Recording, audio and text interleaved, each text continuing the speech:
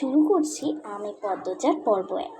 আকাশে তারাগুলো রূপলি কুচি ছড়িয়ে দিয়েছে চারদিকে। দূর থেকে ভেসে আসছে শিয়ালের করুণ আর্তনাদ, যা রাতের নীরবতাকে আরও গভীর করে তুলেছে। নিস্তব্ধ প্রকৃতির বুকে সুর তুলেছে ঝিঝি পোকার ডাক। মাঝে মধ্যে উদ্দাম বাতাসের ঝাপটায় গাছের পাতাগুলো মর্মধ্বনি তুলছে। এমন এক রাতে থরথর করে ক্ষীণ লণ্ঠনের আলো কাটছে গ্রামের শেষ প্রান্তের হাওলাদার বাড়ির একটা ঘরের ভেতরে। বিদ্যুৎহীন এই ঘরের পালঙ্কে নিথর পড়ে আছে কাঁথা জ্বালানো ফারিনার দুর্বল দেহটা। তার চোখ বন্ধ, মুখে ক্লান্তির ছাপ। লতিফা পা টিপে টিপে ঘরে ঢুকে ধীর পায়ে ফারিনার শিউরে দাঁড়ালো। মৃদুস্বরে ডাকলো, খালাম্মা ঘুমাইছেন? ফারিনা ধীরে ধীরে চোখ খুললেন, দৃষ্টি ঘোলাতে। বয়সের তুলনায় অনেক বেশি প্রবীণ দেখাচ্ছে তাকে। দেখেই বোঝা যাচ্ছে জীবনে অনেক বড় ঝাপটা পেরিয়ে এসেছেন।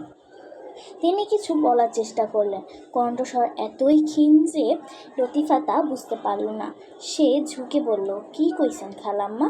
ফারিনা কষ্ট করে উচ্চারণ করল, পদ্মজা কই? আপনার ঘরে আইতে না দেখলাম, ঘুম থেকে উঠা তো দেখি নাই। আর একটু থেমে জিজ্ঞেস করলেন, এখন কই আছে?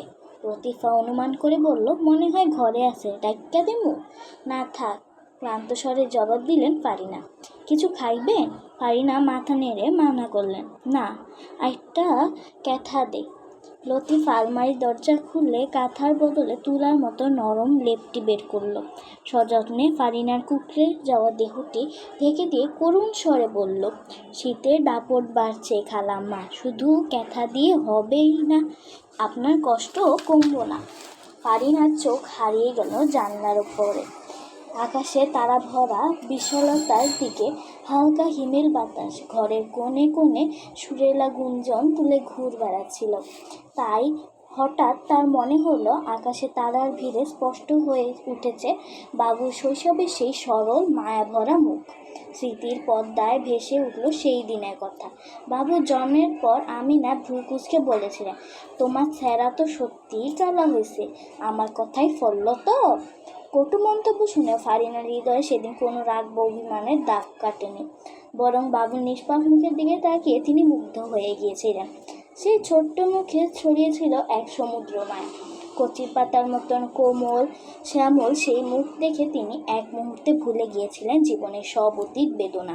বুক ভেড়া ভালোবাসায় তিনি ছোট্ট বাবুকে কোলে নিয়ে আদর করে বলেছিলেন, আমার বাবু।